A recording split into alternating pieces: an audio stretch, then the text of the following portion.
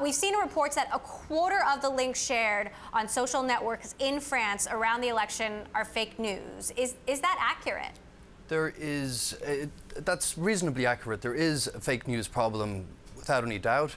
But what we'd like to do is try and quantify how bad that problem is. So when we're talking about fake news, we're talking about the false stories that are out and out fabrications, but we're also talking about very partisan reporting, getting a little bit of a fact and then wrapping it up and telling a very one-sided story. So a lot of websites specialize in doing that. And when we looked at data about from the last 2 months in the lead up to the French presidential election, we can see fake news is a problem, but it's not a huge problem. Of the top 200 most shared stories, about 20 of those would be from the more partisan type sites. And if you compare that with the run up to the presidential election in the US last year, 72 out of the top 200 stories were fake. So almost 40% of stories were fake in that instance, but only 10% in the French instance. So it's not as bad a problem as it was in November of last year. Still, it is a problem. I mean, you don't want any of the news stories that you read to be fake. Of course Sarah, not. I mean, what is Facebook doing about this? What is Google doing about this? What is Twitter doing about this? Now that they have at least, one big lesson under their belts. I think the first thing they did since November was admit that they had a problem, right? They saw this happening, and then there was this public uproar, and then they decided, okay, we have to tackle this problem, but we don't know exactly how. So there's a mix of technological solutions and human solutions. They're trying to figure out if there's an algorithmic way to do this, but at the same time, these platforms don't want to be arbiters of what's true or false.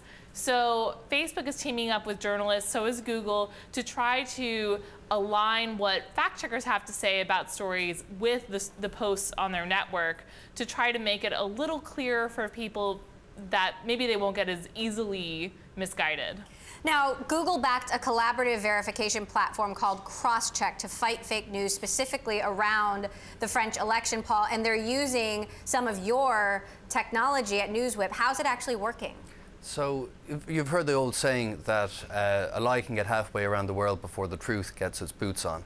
So Crosscheck is about the truth getting its boots on faster. And it's a collaborative project started by the First Draft News Coalition, and it's got 37 newsrooms across France, all spotting very early on when a new trend is emerging on social media, like a new video, a new piece of content, an image that claims to be an image of candidate, something like that. So where our technology comes in is we're really good at spotting content as it starts to trend. So the journalists can then spot something very early on. And in the instance of the first big fake story about the candidate, French candidate Macron, saying he was being financed by Saudi Arabia, that was spotted by journalists within an hour of it starting to break on social media, and they were able to stick a pin into it really quickly. And I think this kind of collaboration and this awareness up front of fake news is why we're seeing less of it in the French election than when we saw that back in the US election last year. So, aside from the quantity of it, what other trends are you seeing emerging in the fake news that's specifically focused around the French election?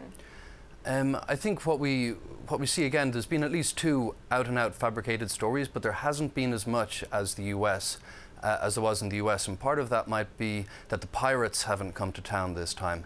In the run-up to the US election, you had Macedonian teenagers, content farms in California, all churning out stories that they reckoned one side or the other wanted to read. There was a study by Facebook that was released last week that did point to some what they call information operations, that sort of these people who create fake accounts under real people's names to try to spread information in comments and message groups around the web, and they actually got rid of 30,000 accounts in France that they saw spreading information. So yes, you're right, it's less dramatic, but there is still a lot of coordinated efforts to misinform. That brings me to, the question, can fake news really be stopped, Paul? Is this something that, can really be prevented? Well, it's hard because people have predispositions to liking certain kinds of stories, and if you have a certain opinion of politicians and you're getting fed a diet from particular websites that you love that confirms your worldview every day, you're going to want more of that. So people are kind of opting into fake news a little bit as well. So it's hard for the platforms, all right, because they're developing algorithms that are serving you the stuff you want, and if you want fake stuff, it's hard for them to step in and protect that. I think one thing that's important is that journalists and people in media are able to step outside their own filter bubbles and see what stories are trending in the worlds that they're not normally a part of and that they're not normally looking at. Like throughout 2016, we saw on our platforms that Trump content was getting 2x every month, 2x the amount of interactions that content around Hillary Clinton was getting.